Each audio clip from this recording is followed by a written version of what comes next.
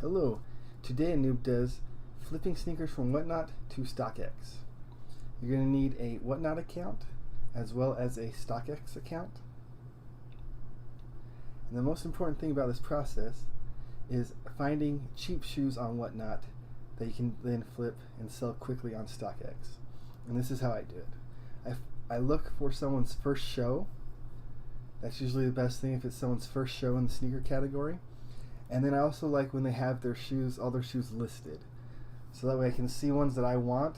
I can plan ahead. I can go pull prices from StockX early and know what I'm willing to bid on these shoes.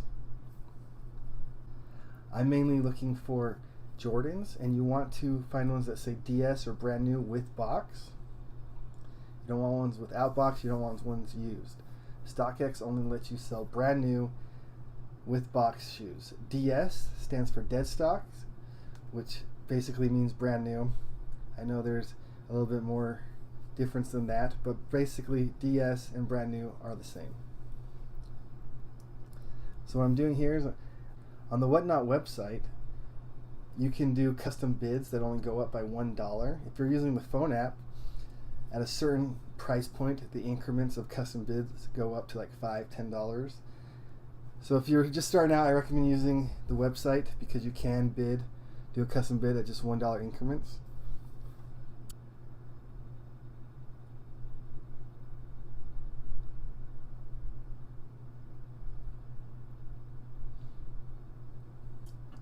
And I'm looking at this stream liking these Air Jordan 13 Retro size 10. So I'm going to go over to StockX.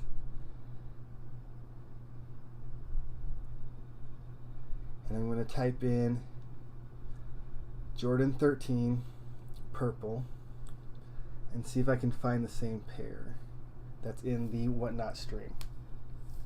I'll look at the image, go back, and make sure they match. Sometimes they'll have the exact model there, like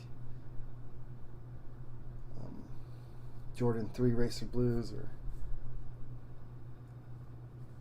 or low top Jordan 1 Pine Green, and you'll be able to search that. But once you find the shoe, you click on it, and then you can look over here at the prices. So we click on view sales, we can see how frequently they sell. So these ones sell about every day, it looks like, and the price they sell for. So they sell for around $180 regularly on a regular basis. And if you want to calculate how much you'll get out of it, you just click on the sell button, and it gives you the predefined one. The 160 here, or the first number here, is what the highest offer is that someone right now would be willing to buy them for. But we know people will buy them for 180. They sell for 180 regularly. But if you were to sell it for 160, you'd get in return 140.80. So I try and make $20 off of every pair of shoe. So I wouldn't want to be charged more than $120 for these shoes total. That includes shipping and taxes. But you can see if we sell them for $180, now we're getting $158.40. So we could spend a little bit more. We could spend about like $140 total if we wanted to. We don't want to, but now we know. So here you can click on this, see how much shipping is. So the first shoe would be $11 in this stream. So you got to add that to the final price. And then tax is about just 10% is the easiest. It's usually not 10%, but that's usually the easiest way to calculate it. So if you bought a shoe for $100, tax on that would be $10, so now you're at $110. Shipping's $11, so now you're at $121.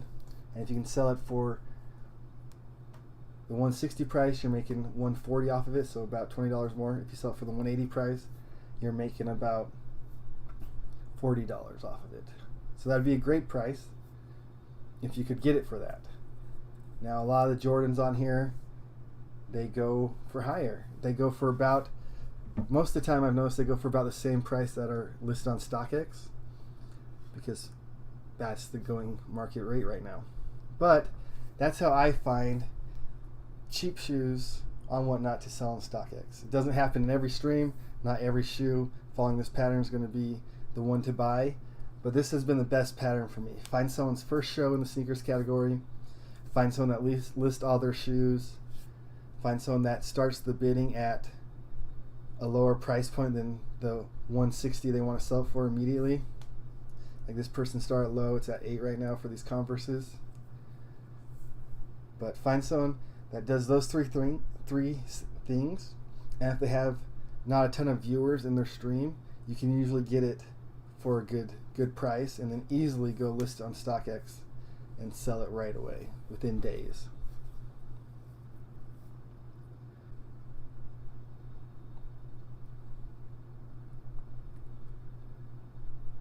If you're on the phone app, there's a option there next to the item where you can pin it. So you can put a pin in it, and then you'll receive a notification when that item comes up for sale. A lot of these sales, or a lot of these auctions for a pair of shoe, are around like 45 seconds. So once the notification comes up, you gotta be quick and jump on it.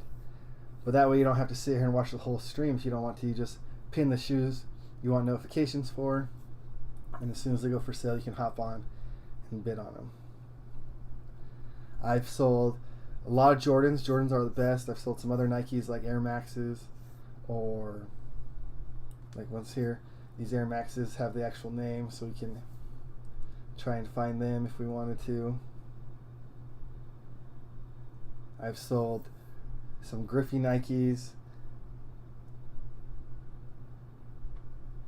some Air Force Ones, Dunks, but the easiest ones for me have been Jordans.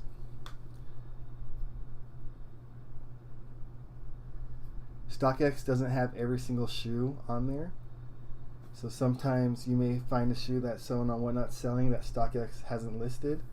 You can request they list it and then try and sell it through there, but that may take more time than you want. So usually if it's not listed there and I can't find it, I'll just not buy it unless it's a smoking deal for like $20 or something like that. I wanted to show you my purchases so far, what I paid for and what shoes I bought and what they've sold for the ones that have sold. So column A gives a brief description of the shoes that I've purchased. Column B is the price I've paid for them. You can see I've almost spent $3,000 on shoes so far. And then column C is how much I sold them for. This is after all the fees, like PayPal, Stripe fees, and StockX or Goat fees, and what I've made. I haven't sold a ton, but each one is green, which means it's profited. Some better than others. For example, this one right here, I bought some Griffey size 10.5 Nike Griffey shoes for $157 total. Sold them for over $200, and I made $182.70. Now all of them are amazing like that, obviously, but they've all been profited so far. This one's the smallest right here. I bought some Nike Air Max 95 and spent $50 on them, made $54.05. So what I've learned so far is Jordans are by far the easiest to flip. Then I'd say Dunks, because those are very popular as well, but they're usually higher priced right now to purchase them. And then after that, I'd pretty much stay away from everything else. The only things I might look at, once, if you're following the method that I previously explained, if they're selling and they're hot and you get them for a deal, then you can sell whatever you want. But most of it's Jordan and Dunks. So my color coding here is green sold. If it's green over here, it's a profit, so they've all been profits so far. Orange means I've listed them on Goat, which I didn't explain in this video, but it's just another place. It's a place you can list used shoes. I've only sold one pair of used shoes, and I only made almost $7 off of it. So I would personally, as mentioned, stay away from used. But that's what orange is. Blue, I listed locally, like on OfferUp, Facebook Marketplace, things like that. And then yellow are ones I have listed on StockX, which this whole video is about, and that's what I recommend doing. But that's my method. That's how I've profited off these shoes so far. I've made some mistakes here, as you can see, like these Brotherhoods for $139. Probably won't make money off that. These Dunk High Championship Reds for $137. Probably won't make money off that. But most of these, I should be able to make money off of at least a little bit. Hope you enjoyed. If you did, please like and subscribe. And if you are getting into sneaker reselling, this is how I think you should do it.